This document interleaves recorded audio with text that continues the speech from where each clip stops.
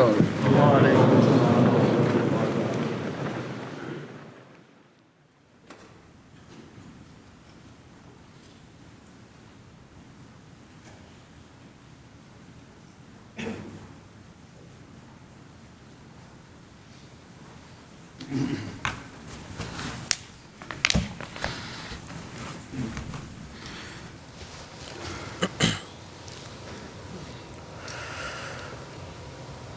اللہ اکبر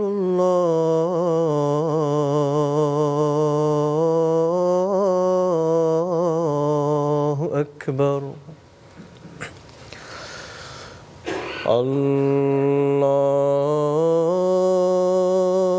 اللہ اکبر اللہ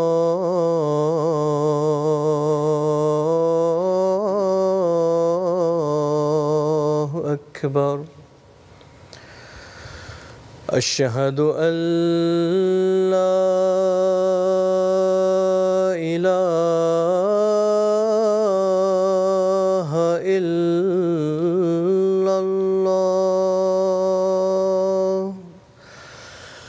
اشہد ان لا الہ الا اللہ.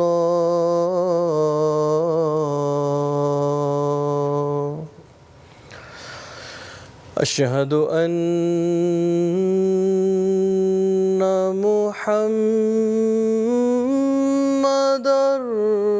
رسول اللہ.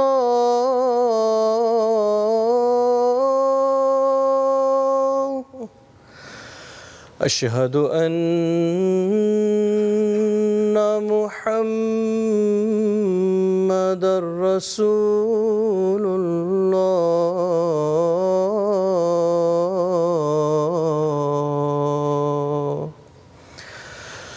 حی علی الصلاة.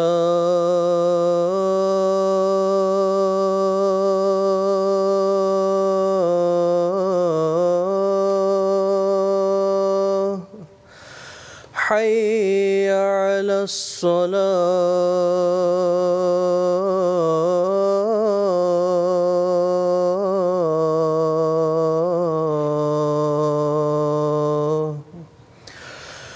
حی علی الفلاح.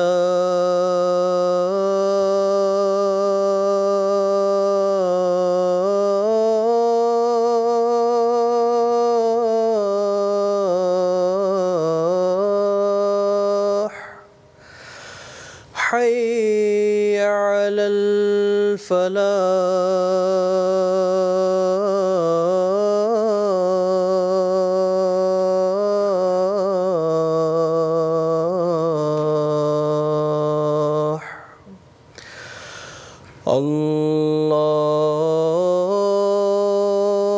اللہ اکبر اللہ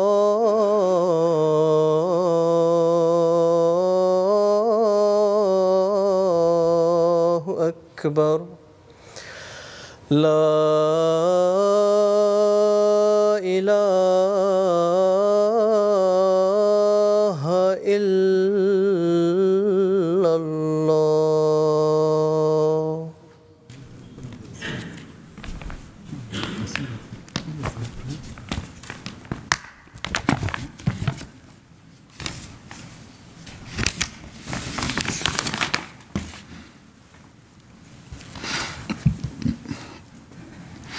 السلام علیکم ورحمۃ اللہ.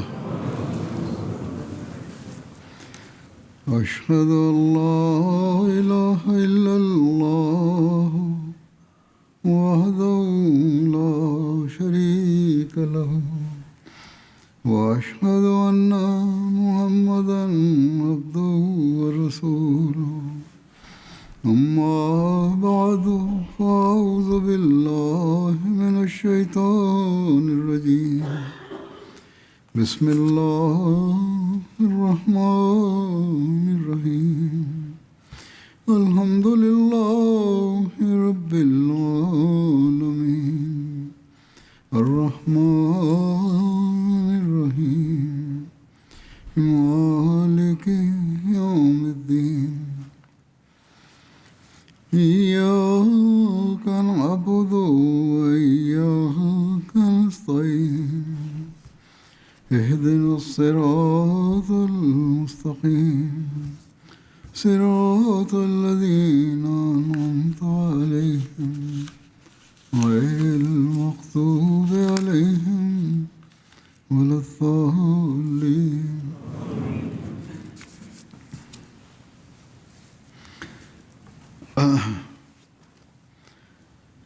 حضرت صلی اللہ علیہ وسلم کی سیرت کے پہلو عجز و انکسار کا ذکر ہو رہا تھا. آج بھی وہی ذکر ہے. آپ صلی اللہ علیہ وسلم کی عاجزی کا کیا معیار تھا. چھوٹی چھوٹی باتوں کی مثالیں دے کر آپ اس کا اظہار فرمایا کرتے تھے. چنانچہ حضرت یحییٰ بن ابی کثیر سے مروی ہے کہ رسول اللہ صلی اللہ علیہ وسلم نے فرمایا میں اسی طرح کھاتا ہوں جیسے ایک غلام کھاتا ہے اور اسی طرح بیٹھتا ہوں جیسے ایک غلام بیٹھتا ہے کیونکہ میں بھی تو ایک بندہ ہی ہوں. یعنی سرداروں اور رئیسوں والا تکبر اور خود بینی نمائش میرے اندر نہیں ہے. اسی طرح ایک روایت ہے حضرت انس سے یہ روایت ہے کہ رسول اللہ صلی اللہ علیہ وسلم کی اونٹنی تھی جس کا نام عزبہ تھا اور وہ ایسی تیز تھی کہ اس سے آگے کوئی اونٹ نہیں نکل سکتا تھا. ایک بدوی اپنے ایک جوان اونٹ پر سوار آیا اور مقابلے میں وہ اونٹ عزبہ سے آگے نکل گیا تو مسلمانوں کو سخت ناگوار گزرا کہ عزبہ پیچھے رہ گئی اور تم آگے نکل گئے. اگر نکل رہی بھی تھی تو روک لیتے کیونکہ رسول کریم صلی اللہ علیہ وسلم کی اونٹنی تھی. بہرحال رسول اللہ صلی اللہ علیہ وسلم نے ان کے اس رویے پر فرمایا کہ اللہ کا حق ہے کہ جس چیز کو دنیا میں اٹھاتا ہے اس کو نیچا بھی دکھاتا ہے. اس میں ایسے غصے والی بات کوئی نہیں. یہ تو اللہ تعالیٰ کرتا ہی ہے. اوپر جاتی ہیں چیزیں نیچے بھی آتی ہیں.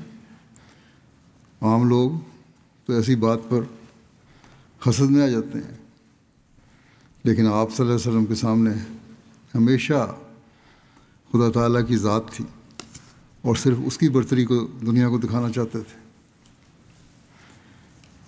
کس عاجزی سے فرماتے ہیں آپ کہ اس میں غصے والی کیا ضرورت ہے بات ہے. کوئی ضرورت نہیں. اس سے تو اللہ تعالیٰ کی برتری ظاہر ہو رہی ہے. پھر عاجزی کی ایک اور مثال حضرت عمر بیان فرماتے ہیں کہ میں نے نبی صلی اللہ علیہ وسلم سے عمرے کی اجازت چاہی. آپ نے اجازت مرحمت فرمائی اور فرمایا اے میرے بھائی اپنی دعا میں مجھے نہ بھولنا. حضرت عمر بیان کرتے ہیں کہ آپ صلی اللہ علیہ وسلم نے یہ ایک ایسی بات فرمائی تھی کہ اس کے بدلے مجھے پوری دنیا بھی مل جاتی تو بھی مجھے خوشی نہ ہوتی. آپ صلی اللہ علیہ وسلم پر درود بھیجنے کو اللہ تعالیٰ نے ضروری قرار دیا ہے اور قبولیت دعا کے لیے ضروری قرار دیا ہے. لیکن عاجزی کی انتہا ہے کہ آپ اپنے ایک مرید کو فرما رہے ہیں کہ میرے لیے دعا کرنا. کسی کام کے کرنے میں بھی آپ آر نہیں سمجھتے تھے اور چھوٹے سے چھوٹا کام بھی آپ خود کر کے دوسروں کو دکھاتے تھے اور بلکہ سکھاتے تھے. چنانچہ ایک روایت ہے حضرت ابو سعید خدری بیان کرتے ہیں کہ نبی صلی اللہ علیہ وسلم کا گزر ایک لڑکے کے پاس سے ہوا. ایک بکری کی کھال وہ اتار رہا تھا تو آپ نے اسے پرے کیا اور فرمایا پیچھے ہٹو تاکہ میں تمہیں صحیح طریقہ دکھاؤں کیونکہ مجھے نہیں لگتا کہ تم کھال اتارنے میں مہارت رکھتے ہو. چنانچہ آپ نے اپنا ہاتھ کھال اور گوشت کے درمیان داخل کیا اور اسے اندر تک لے گئے یہاں تک کہ وہ بغل تک چھپ گیا. پھر آپ نے فرمایا یوں کرو اے لڑکے اس طرح کھال اتارو.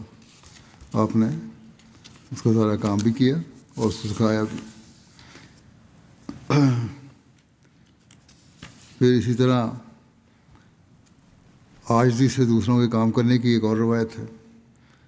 حضرت خباب کی بیٹی سے روایت ہے کہ وہ رسول اللہ صلی اللہ علیہ وسلم کے پاس بکری دودھ دونے کے لیے، بکری کا دودھ دونا تھا، لے کر آئیں تو آپ نے اسے باندھا اور اس کا دودھ دوہا۔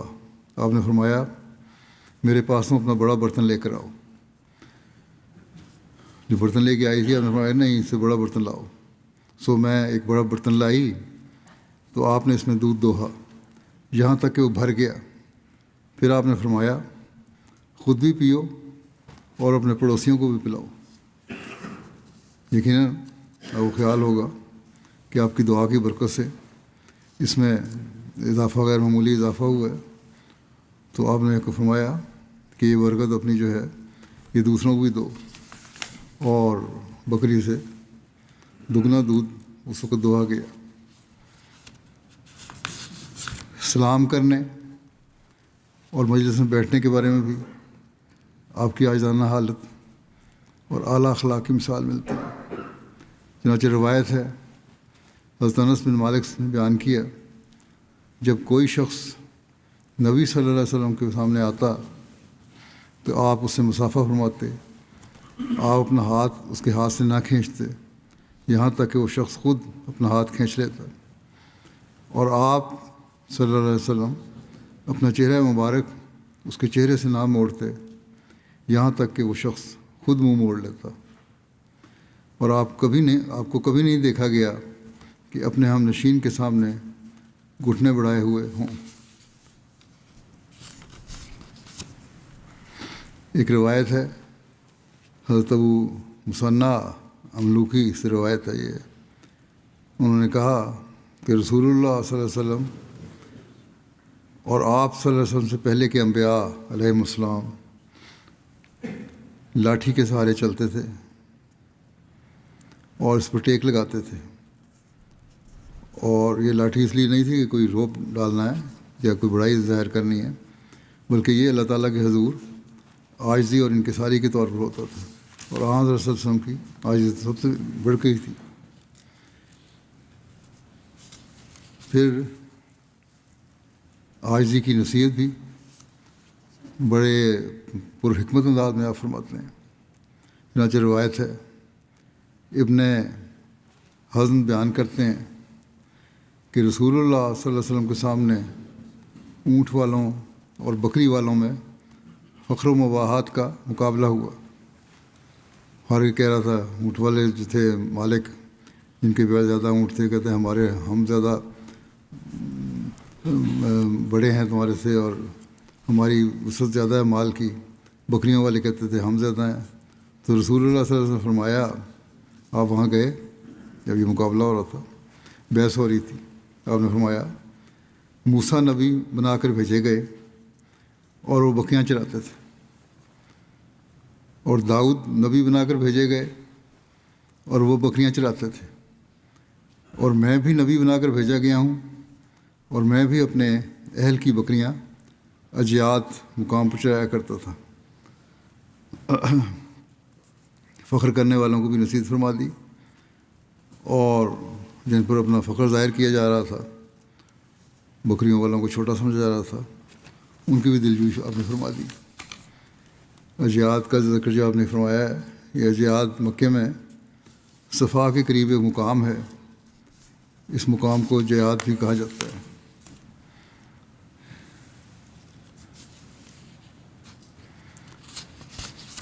کوئی آپ میں فخر نہیں تھا، غریبوں سے بھی آپ عاجزی سے ملتے، ان کی دلجوئی فرماتے تھے۔ چنانچہ روایت ہے، حضرت انس بن مالک سے یہ روایت ہے کہ بادیہ نشینوں میں یعنی گاؤں کے رہنے والے جو تھے، ان میں ایک آدمی تھا جن کا نام ظاہر تھا۔ وہ حضرت صلی اللہ علیہ وسلم کے لیے دیہات کی سوغاتیں ساتھ لایا کرتا تھا، وہاں کی جو مختلف چیزیں ہوتی ہیں دیہات کی لاتا تھا، اور جب وہ جانے لگتے تو حضرت صلی اللہ علیہ وسلم بھی ان کو کافی مال و متاع دے کر روانہ فرماتے۔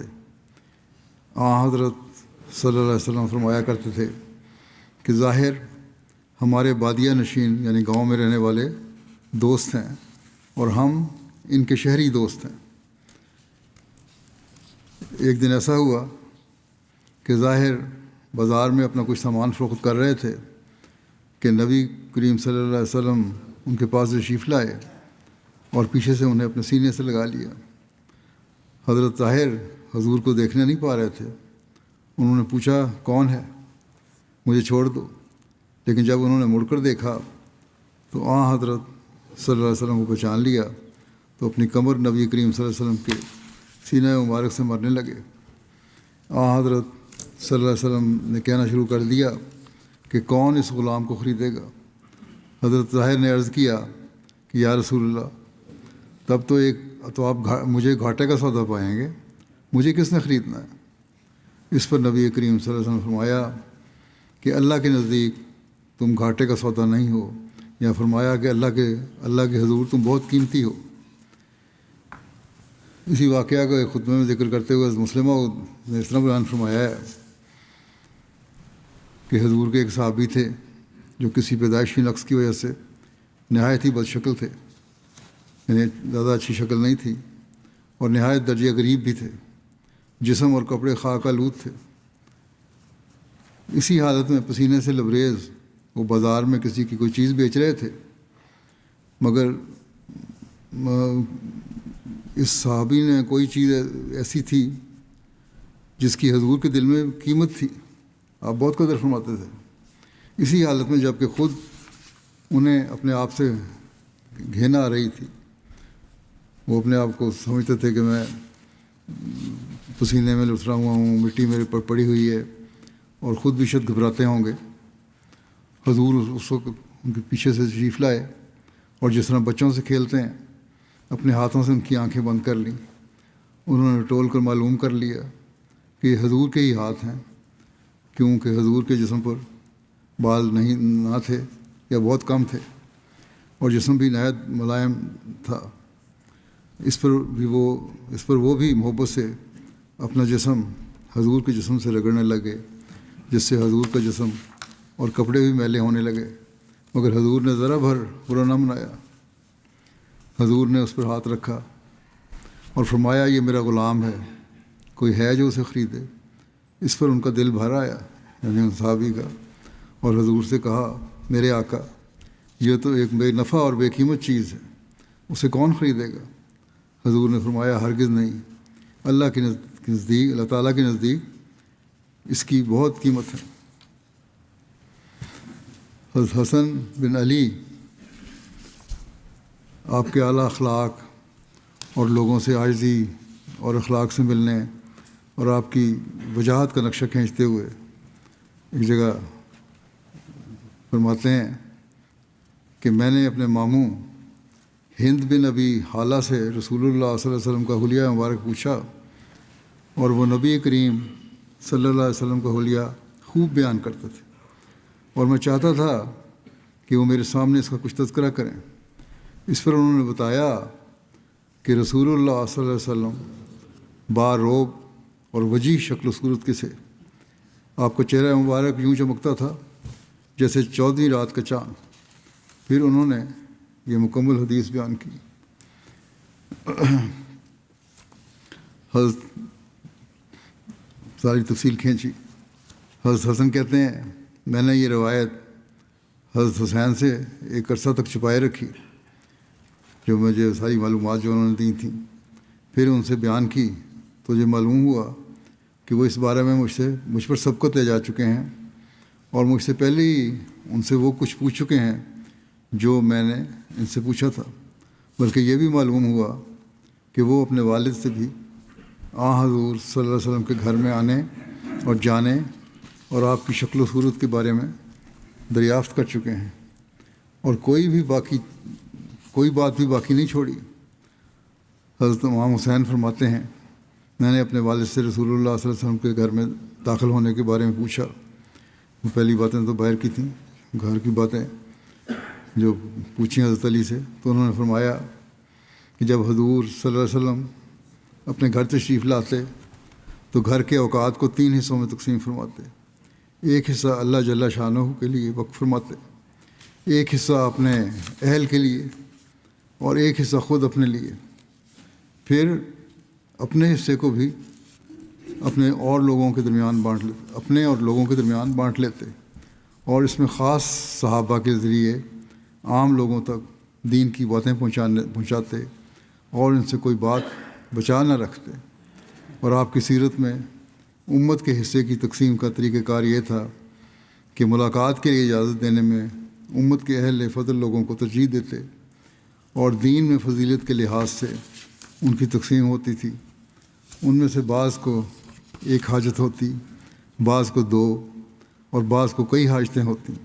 آپ ان کی حاجت روائی میں ان کے ساتھ مصروف رہتے اور ان کے سوالات پر انہیں ایسے کاموں میں مصروف کرتے جو ان کی اور امت کی اصلاح کریں اور ایسی باتوں سے آگاہ کرتے جو ان کے لیے مفید ہوتی، اور فرماتے جو تم میں سے حاضر ہیں وہ غیر حاضروں تک یہ باتیں پہنچائیں، اور مجھ تک اس شخص کی حاجت پہنچاؤ جو اپنی حاجت پہنچا نہیں سکتا، کیونکہ جو کسی ایسے شخص کی حاجت حاکم تک پہنچائے جسے وہ خود پہنچانے کی استطاعت نہیں رکھتا، تو اللہ تعالیٰ قیامت کے دن اسے ثوابِ قدم بخشے گا۔ بس اس میں ان عہدیداروں کے لیے بھی سبق ہے جو مختلف جگہوں پہ مقرر کیے گئے ہیں کہ وہ مرکز کو ضرورت مندوں کی باتیں پہنچایا کریں۔ آپ صلی اللہ علیہ وسلم کے پاس ایسی باتوں کا تذکرہ ہوتا اور ان کے سوا کسی سے کوئی بات قبول نہ فرماتے۔ لوگ آپ صلی اللہ علیہ وسلم کے پاس طالب بن کر آتے اور بغیر کچھ حاصل کیے واپس نہ جاتے اور خیر کی طرف ہدایت کرنے والے بن کر نکلتے۔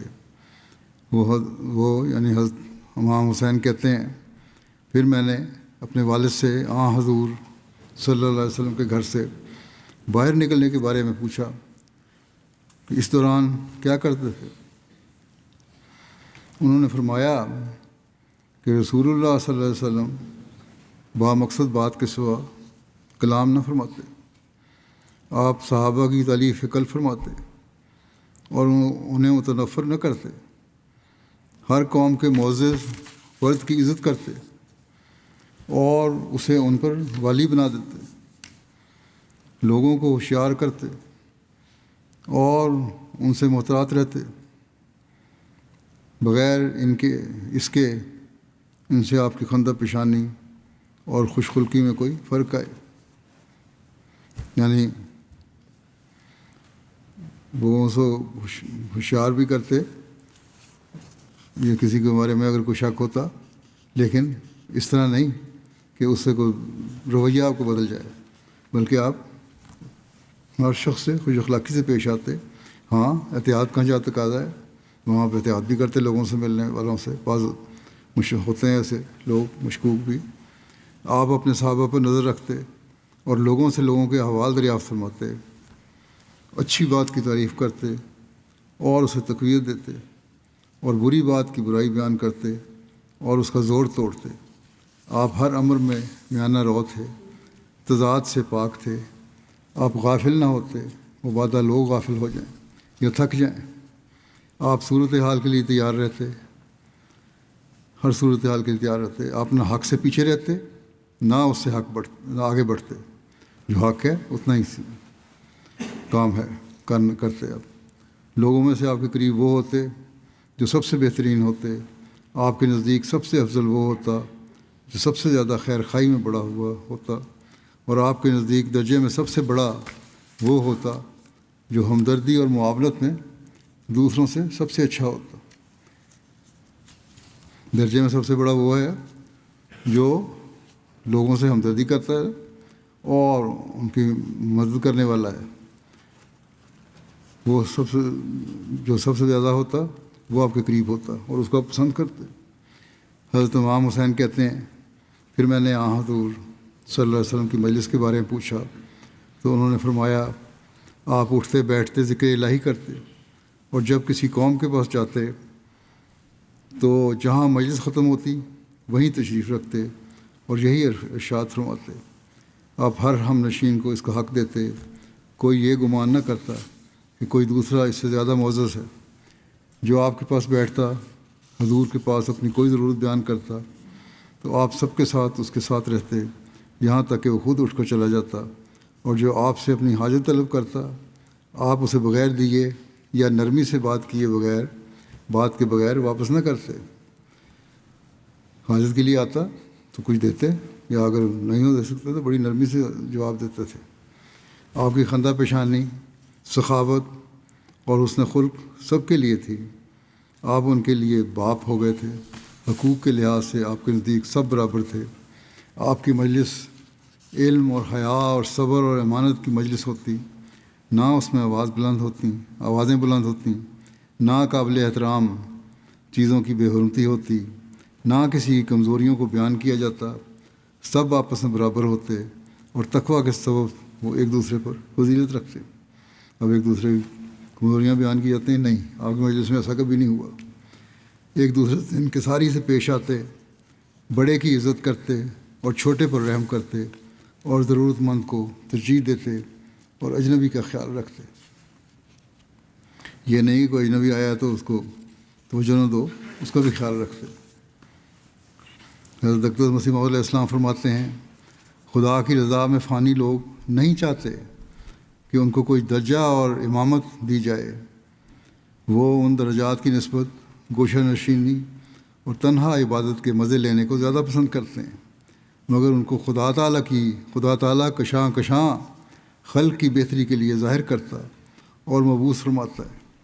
ہمارے نبی کریم صلی اللہ علیہ وسلم بھی تو غار میں ہی رہا کرتے تھے اور نہیں چاہتے تھے کہ ان کا کسی کو پتہ بھی ہو۔ آخر خدا نے ان کو باہر نکالا اور دنیا کی ہدایت کا بار ان کے سپرد کیا۔ حضرت صلی اللہ علیہ وسلم کے پاس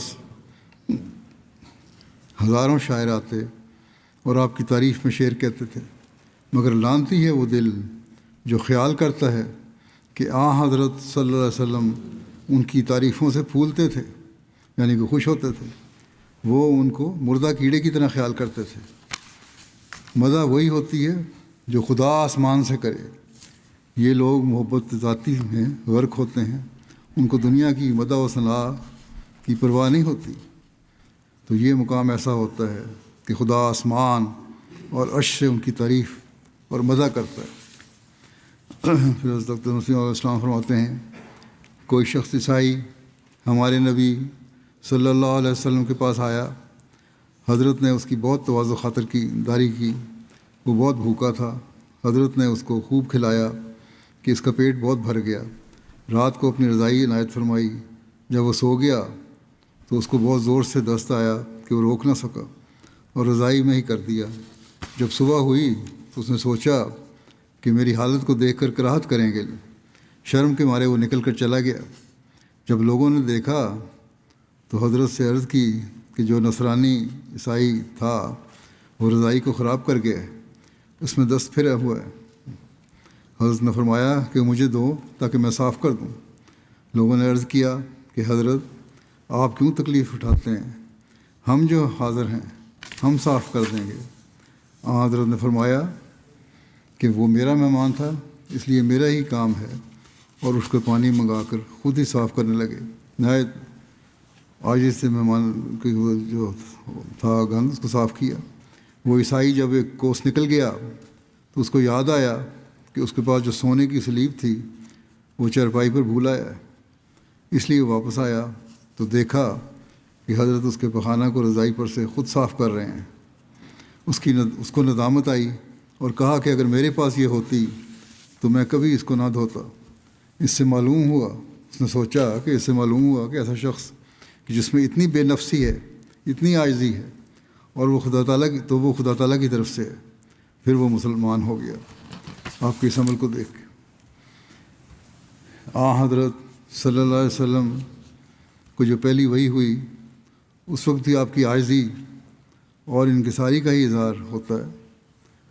حضرت مسلم موعود رضی اللہ عنہ غار حرا کے واقعے کو بیان کرتے ہوئے فرماتے ہیں کہ سب سے پہلے ہی وحی غار حرا میں نازل ہوئی، جب جبرائیل رسول کریم صلی اللہ علیہ وسلم کو نظر آئے اور اس نے کہا اقرا یعنی پڑھ۔ اس کے جواب میں رسول کریم صلی اللہ علیہ وسلم نے فرمایا ما انا بقاری، میں پڑھنا نہیں جانتا۔ مطلب یہ تھا کہ یہ بوجھ مجھ پر نہ ڈالا جائے، کیونکہ اس وقت آپ صلی اللہ علیہ وسلم کے سامنے کوئی کتاب تو نہیں رکھی تھی جسے آپ صلی اللہ علیہ وسلم نے پڑھنا تھا، بلکہ جو کچھ جبرائیل بتاتا وہ آپ کو زبانی کہنا تھا، اور یہ آپ صلی اللہ علیہ وسلم کہہ سکتے تھے، مگر آپ صلی اللہ علیہ وسلم نے انکسار کا اظہار کیا۔ لیکن چونکہ اللہ تعالیٰ نے اس کام کے لیے آپ صلی اللہ علیہ وسلم کو ہی چنا تھا، اس لیے بار بار کہا پڑھو۔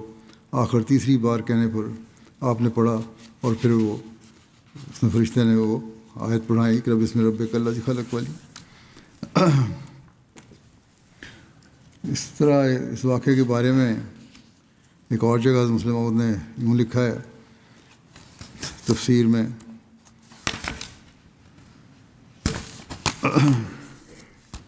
تفسیر کبیر میں، سورہ کوثر کی تفسیر میں غالباً، کہ جب آپ پر وحی نازل ہوئی تو آپ نے غیر معمولی انکسار کا ثبوت دیا۔ ہم دیکھتے ہیں کہ دوسرے لوگوں کو اگر کوئی الہام ہوتا ہے یا کوئی خواب آ جاتی ہے تو وہ بے تحاشا دوسروں کی طرف دوڑ پڑتے ہیں اور اسے بتاتے ہیں کہ ہمیں یہ الہام ہوا ہے اور یہ خواب آئی ہے، مگر آپ صلی اللہ علیہ وسلم کے پاس جبرائیل آتے ہیں اور وہ کہتے ہیں اقرا پڑھ، تو آپ فرماتے ہیں ما انا بقاری، میں تو پڑھنا نہیں جانتا۔ 3 دفعہ آپ نے یہی کہا، مگر جب آپ نے دیکھا کہ خدا تعالیٰ کی طرف سے اس بات پر اصرار ہو رہا ہے تو پھر آپ نے حکم کی تعمیل کی، اور ایسی جرأت سے کی کہ آپ نے حضرت موسیٰ علیہ السلام کی طرح یہ نہیں کہا کہ میرے رب مجھے کوئی اور ساتھی دے، بلکہ آپ نے اکیلے ہی اس بوجھ کو اٹھا لیا اور مدد کے لیے کوئی ساتھی نہیں مانگا۔ حضرت مسلم موعود پھر فرماتے ہیں کہ آپ کے انکسار کی ایک اور مثال یہ ہے کہ ایک دن ایک انصاری بیمار ہو گیا، آپ اس کی تیمارداری کے لیے تشریف لائے گئے۔ واپسی پر اس انصاری نے آپ کو سواری کے لیے ایک گھوڑا دیا اور اپنے بیٹے سے کہا کہ تم رسول کریم صلی اللہ علیہ وسلم کے ساتھ جاؤ، شاید آپ کو اور آدمی تلاش کرنے میں دقت ہو، یعنی کوئی اور ملے ساتھی سفر کرنے کے لیے ساتھ، اور آتی دفعہ پھر گھوڑا بھی واپس لے آنا۔ تھوڑی دیر کے بعد ان کا بیٹا واپس آ گیا۔ باپ نے بیٹے سے دریافت کیا کہ میں نے تمہیں رسول کریم صلی اللہ علیہ وسلم کے ساتھ بھیجا تھا کہ راستے میں حفاظت بھی ہو جائے اور گھوڑا بھی نہ بتکے، اور تم واپس آ گئے ہو۔ بیٹے نے جواب دیا میں مجبور تھا۔ جب رسول کریم صلی اللہ علیہ وسلم باہر تشریف لے گئے تو آپ نے مجھ سے فرمایا تم بھی میرے پیچھے بیٹھ جاؤ۔ میں نے کہا یا رسول اللہ، مجھ سے اتنی بے ادبی نہیں ہو سکتی۔ آپ نے فرمایا پھر مجھ سے بھی برداشت نہیں ہو سکتا کہ تم پیدل چلو اور میں گھوڑے پر سوار ہوں، یا تو تم بھی میرے ساتھ گھوڑے پر سوار ہو جاؤ اور یا پھر واپس گھر چلے جاؤ۔ چنانچہ کہتے ہیں میں نے اس بیٹے نے کہا میں پھر واپس آ گیا، اس لیے وہ بہتر سمجھا، اور آن وسلم اکیلے چلے گئے گھوڑے پر۔ ایک روایت ہے حضرت عبداللہ نے بیان کیا کہ رسول اللہ صلی اللہ علیہ وسلم ایک چٹائی پر سوئے، آپ اٹھے تو آپ کے پہلو پر اس کا نشان تھا۔ ہم نے عرض کیا یا رسول اللہ صلی اللہ علیہ وسلم، اگر ہم آپ کے لیے ایک بستر بنائیں؟ آپ نے فرمایا مجھے دنیا سے کیا تعلق کہ آپ کے لیے ہم ایک نرم بستر بنا دیتے ہیں۔ آپ نے فرمایا مجھے دنیا سے کیا تعلق ہے، میں صرف ایک سوار کی طرح ہوں جو ایک درخت کے نیچے سائے میں ٹھہرا پھر روانہ ہو جاتا ہے اور اسے چھوڑ دیتا ہے۔ صحیح بخاری میں ایک روایت ہے حضرت عمر کی، فرماتے ہیں کہ میں ایک مرتبہ نبی کریم صلی اللہ علیہ وسلم کی خدمت میں حاضر ہوا۔ آپ اپنے بالا خانے میں تشریف فرما تھے اور اس وقت آپ ایک بوریے پر تھے۔ آپ کے اور اس بوریے کے درمیان کوئی چیز نہ تھی، اور آپ کے سر کے نیچے چمڑے کا ایک تکیہ تھا جس میں کھجور کی چھال بھری ہوئی تھی، اور آپ کے پاؤں کے پاس ککر کے پتوں کا ڈھیر لگا تھا، اور آپ کے سر کے قریب کچے چمڑے لٹک رہے تھے، اور میں نے آپ کے پہلو میں اس بوریے کا نشان بھی دیکھا جو میٹ بچھا ہوا تھا یا صف تھی جو بھی تھی، اور یہ دیکھ کر کہتے ہیں میں رو پڑا۔ آپ نے پوچھا تمہیں کیا بات رلا رہی ہے؟ میں نے کہا یا رسول اللہ صلی اللہ علیہ وسلم، کسریٰ اور قیصر آسائش میں ہوں جس میں کہ وہ ہیں، اور آپ تو اللہ تعالیٰ کے رسول ہیں۔ آپ نے فرمایا کیا تم اس بات سے خوش نہیں کہ ان کے لیے دنیا ہو اور ہمارے لیے آخرت؟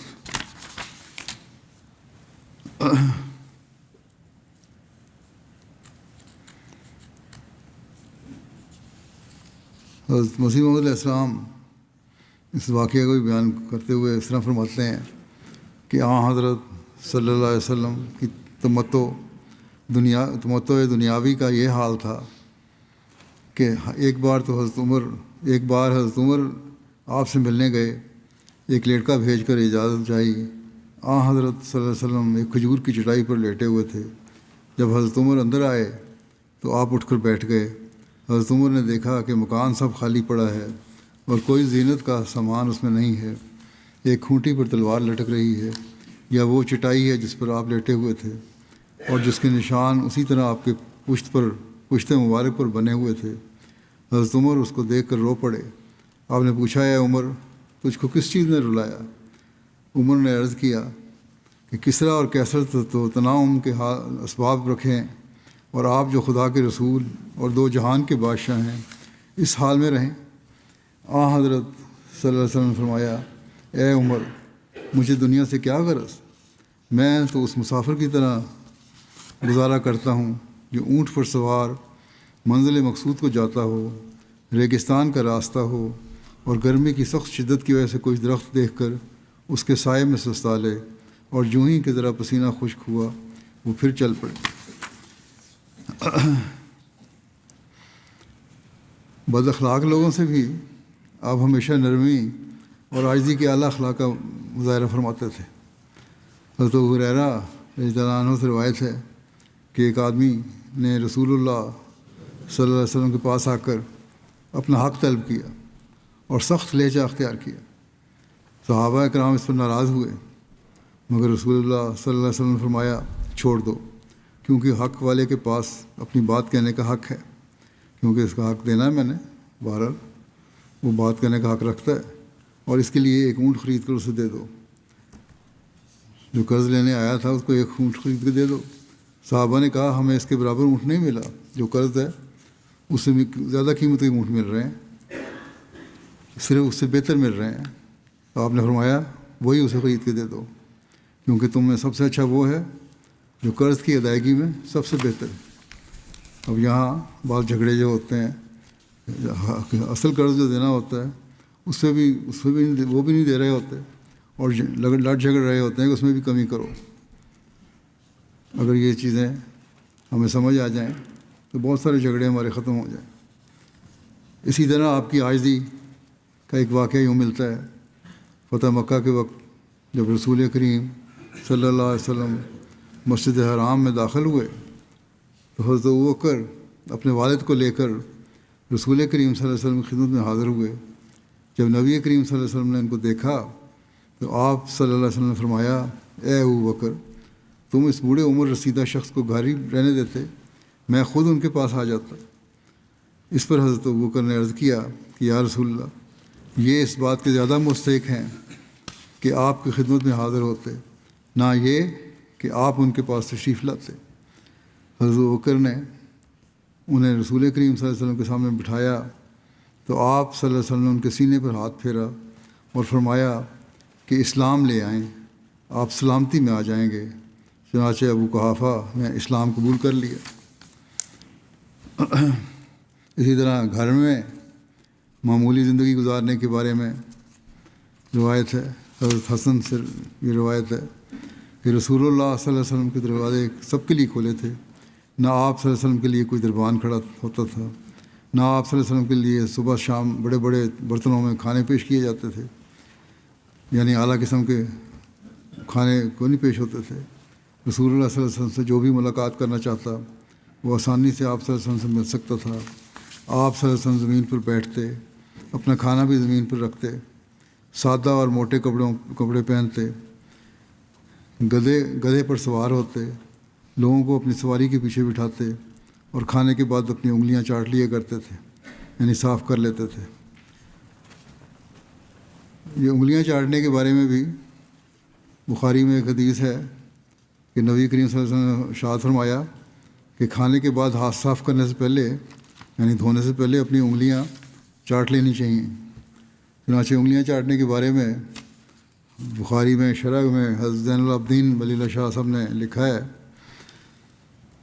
یہ ایک نوٹ ہے ان کا، کہ حضرت سید ڈاکٹر میر محمد اسماعیل صاحب فرماتے ہیں کہ یہ بات تمام حکماء کے تجربے میں آئی ہوئی ہے اور تمام طبیبوں کا اس پر اتفاق ہے کہ انسان کے ہاتھ کی انگلیوں میں ایک خاص لمس کی طاقت ہے۔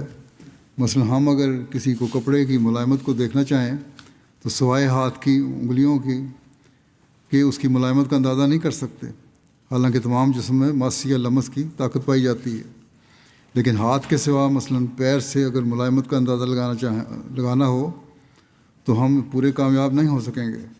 ہاں، ایک خاص برقی اثر ہے جو صرف ہاتھ کی بلکہ انگلیوں تک ہی محدود ہے، بلکہ انگلیوں تک ہی محدود ہے، اور ہاتھ کی انگلیوں سے آنکھ کا جو ایک توجہ کا آلہ ہے، خاص تعلق ہے۔ اس لیے توجہ کرنے والے عمل بھی معمول، یعنی جس پر توجہ کا عمل کر رہے ہوتے ہیں، اس کی انگلیوں کی طرف آنکھ زیادہ لڑاتے ہیں، اور اس طرح سے معمول کے اوپر انگلیوں کے ذریعے اپنی آنکھ کی تاثیرات، مسنرزم جو کر رہے ہوتے ہیں ان کے ہاتھوں کی طرف زیادہ توجہ ہوتی ہے، تاثیرات خاطر خواہ طور پر ڈال سکتے ہیں اور اپنے مقصد میں کامیاب ہوتے ہیں۔ اسی طرح جو ادویہ ہاتھ سے بنائی جائیں وہ زیادہ فائدہ دیتی ہیں۔ اب تو آج کل تو اس زمانے میں ہر چیز مشینوں سے تیار ہوتی ہے، لیکن اس زمانے میں ڈاکٹر بھی طبیب بھی یہی کہا کرتے تھے۔ ڈاکٹر اسماعیل صاحب تو بڑے پڑھے لکھے سرجن بھی تھے، ڈاکٹر بھی تھے، بہرحال انہوں نے کہا فائدہ دیتی ہے بنسبت ان دوائیوں کے جو مشین کے ذریعے سے تیار کی جائیں۔ بس اسی اصول کے متحد کھانا کھانے کے وقت جب انسان انگلیوں سے لقمہ اٹھائے گا تو اس کی آنکھ ہر دفعہ لقمہ لیتے وقت انگلیوں کے سروں پر پڑے گی اور انگلیاں ہی ہوں گی۔ بس جب انسان کھانے کے بعد پانی سے پیر دھونے یا کپڑے پوچھنے کے بغیر انگلیوں کو چاٹ لے گا تو صاف ظاہر ہے کہ وہ اثر انسان کے معدے میں وہ وساطت اس چکنائی کے جو انگلیوں سے چپکی ہوئی تھی پہنچ جائے گا اور معدے کے فعل یعنی ہضم میں تقویت دے گا، اور اس طرح کھانا جلدی ہضم ہو جائے گا۔ یہ اس وقت ان ڈاکٹروں کا، حکیموں کا نظریہ تھا۔ آج مجھے کہیں اس کے خلاف ہوں گے ڈاکٹر، لیکن بہرحال آنس نے فرمایا کہ کھانے کے بعد جو ہاتھ لگا ہوتا ہے اس کو چاٹ لینے میں فائدہ ہی ہے۔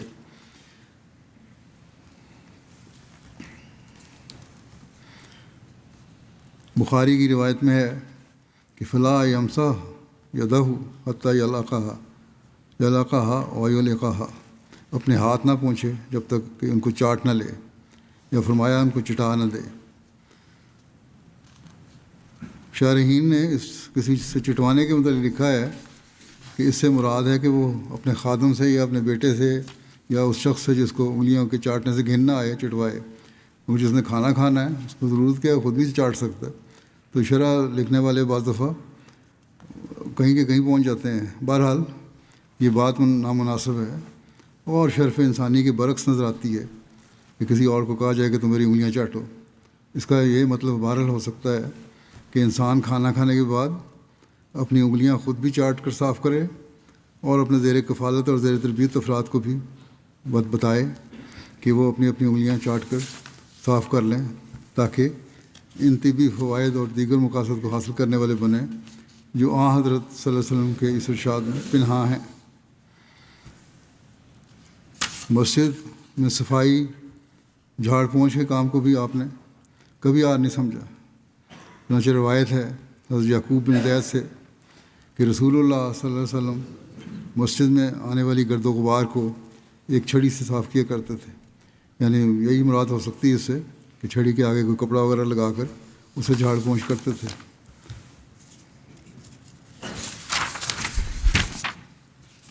حضرت ابو ہریرہ نے بیان کیا، جبرائیل نبی صلی اللہ علیہ وسلم کے پاس بیٹھے تھے، آپ صلی اللہ علیہ وسلم نے آسمان کی طرف دیکھا تو ایک فرشتہ اترتا ہوا نظر آیا۔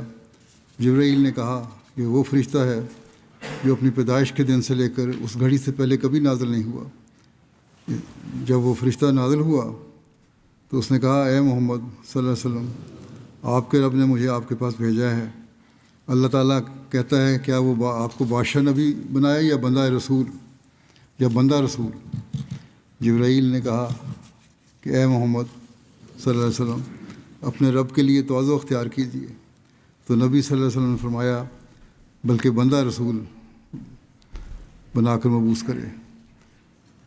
یہ تو آپ صلی اللہ علیہ وسلم کی فطرت تھی، جبرائیل نہ بھی کہتے تو آپ نے یہی کہنا تھا، اور اسی بات کی آپ نے ہمیشہ تلقین کی ہے اور اپنے ماننے والوں کو بتایا ہے کہ میں تو ایک بشر رسول ہوں۔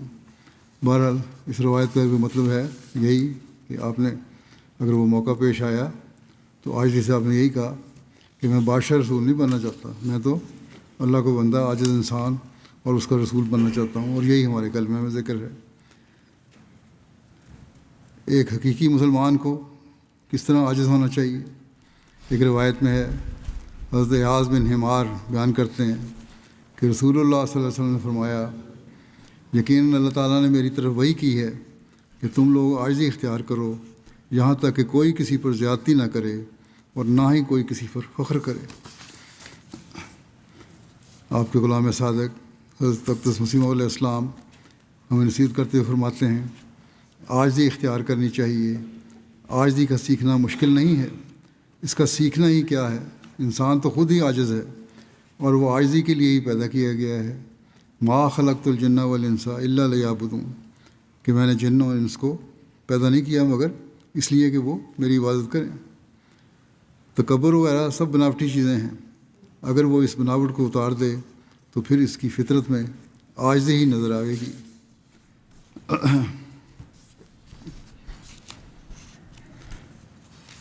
ہمیں نصیحت کرتے ہوئے اور حضرت صلی اللہ علیہ وسلم کے مقام میں عجز کو بیان کرتے ہوئے ایک جگہ حضرت مسیح فرماتے ہیں اللہ تعالیٰ بہت رحیم و کریم ہے، وہ ہر طرح انسان کی پرورش فرماتا اور اس پر رحم کرتا ہے، اور اسی رحم کی وجہ سے وہ اپنے ماموروں اور مرسلوں کو بھیجتا ہے تا وہ اہل دنیا کو گناہ آلود زندگی سے نجات دیں۔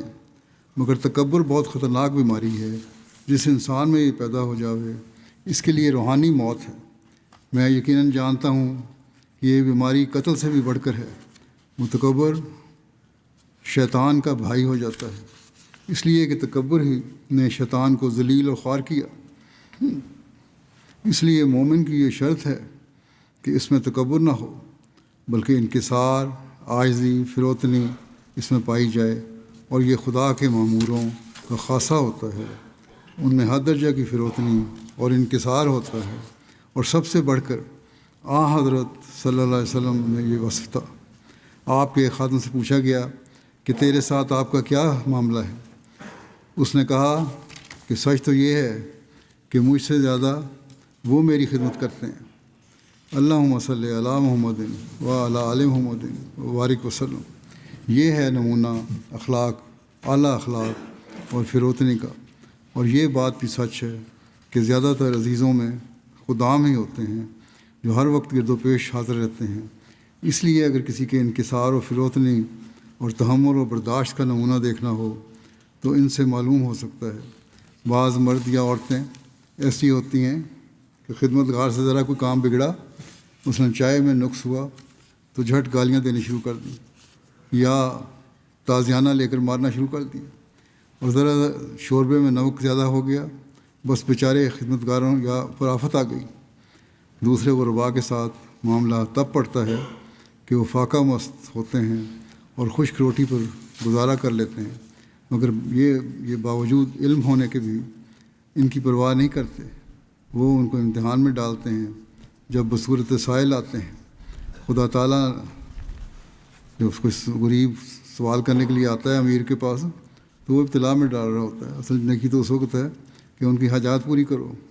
خدا تعالیٰ تو ذرہ ذرہ کا خالق ہے، کوئی اس کا مقابلہ نہیں کر سکتا۔ یہ غریبوں کے ساتھ ہی معاملہ کر کے سمجھا جاتا ہے کہ کس قدر نا خدا ترسی یا خدا ترسی سے حصہ لیتا ہے یا لے گا۔ خدا ترسی کتنی ہے یہ غریبوں کے معاملے سے پتہ لگتا ہے، امیروں سے اچھے سلوک کرنے سے پتہ نہیں لگتا۔ اللہ تعالیٰ ہمیں حضرت صلی اللہ علیہ وسلم کی تعلیم اور آپ کی سنت پر چلتے ہوئے عاجزی کی راہوں کو اختیار کرنے کی توفیق عطا فرمائے۔ نماز کے بعد میں ایک جنازہ غائب بھی پڑھاؤں گا، جو مکرم ملک داؤد محمود صاحب ابن محمد اسحاق صاحب بہاڑی اور حال کراچی کا ہے۔ گزشتہ دنوں ان کی وفات ہو گئی تھی، انا للہ و انا الیہ راجعون۔ اللہ تعالیٰ کے فضل سے موسی تھے. ان کے دادا محمد دین صاحب گاؤں برتاں والا ضلع سیالکوٹ کے رہنے والے تھے. 1914 میں انہوں نے حضرت خلیفۃ المسیح ثانی کے ہاتھ پر بیعت کی. پھر ان کو ملک داؤد صاحب کو مقامی سطح پر صدر جماعت اور سیکٹری مال اور انصار اللہ میں بھی خدمت کی توفیق ملی. عثمان خان میں 3 بیٹیاں اور 4 بیٹے ہیں. ایک بیٹے ان کے محمد اکمل صاحب مربی سلسلہ ہیں جو گیمبیا میں ہیں اور خدمت کی توفیق پا رہے ہیں، اور میدان عمل میں ہونے کی وجہ سے اپنے والد کے جنازے میں شامل نہیں ہو سکے. یہی بیٹے مربی صاحب ہیں جو اکمل صاحب لکھتے ہیں کہ والد صاحب بہت خوش مزاج، ہنس مکھ اور زندہ دل انسان تھے.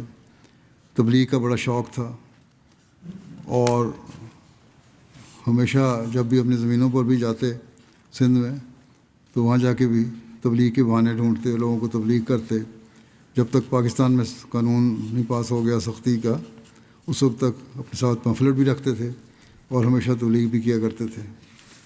اور اس کی وجہ سے لوگوں کو انہوں نے زیر اثر بھی کیا. اپنے بڑے مہمان نواز تھے اور جو بھی مہمان آتا، چاہے مرکزی مہمان بھی ہوتے یا کوئی بھی مہمان ہوتا، اس کی مہمان نوازی کرتے.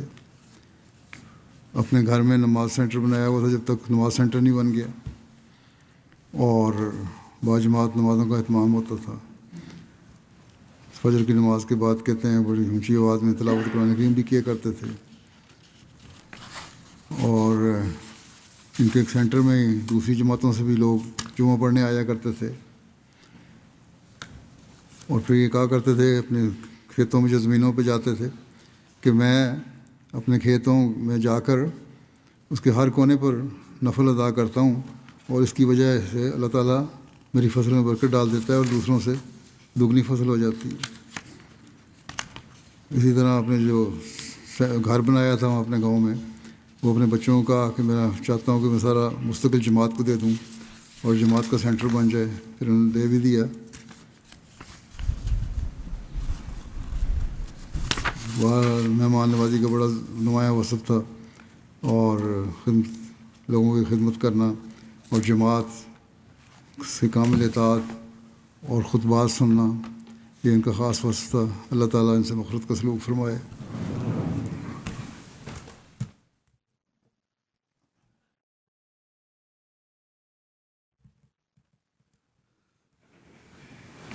الحمد لله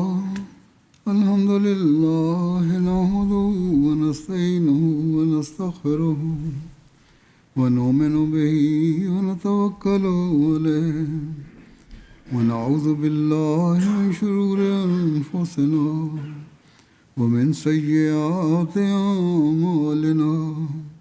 من يهده الله فلا مضل له ومن يضلله فلا هادي له. ونشهد أن لا إله إلا الله ونشهد أن محمدا عبده ورسوله. عباد الله رحمكم الله، إن الله يأمر بالعدل والإحسان وإيتاء ذي القربى وينهى عن الفحشاء والمنكر والبغي يعظكم لعلكم تذكرون. اذكروا الله يذكركم وادعوه يستجب لكم ولذكر الله أكبر.